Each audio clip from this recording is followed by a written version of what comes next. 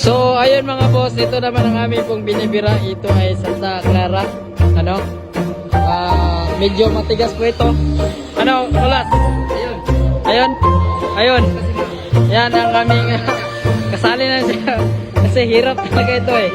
Oh, tingnan mo eh.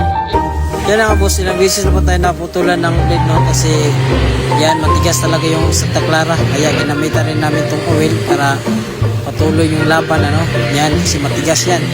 So yan mga boss, tignan nyo mabuti yan. Nilagyan namin ng oil para hindi basta-basta yung bali yung blade.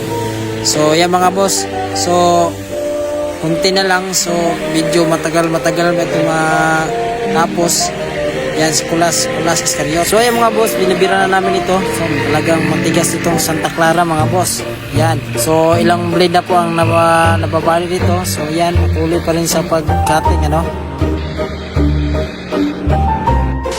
So yung mga boss, natapos na namin yung pag-cutting nitong Santa Clara. Ito ayos tingnan, ano. Yan. Talagang 3 oras itong ginawa mga boss. Yan.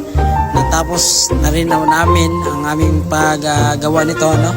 So ano mga boss, PM na.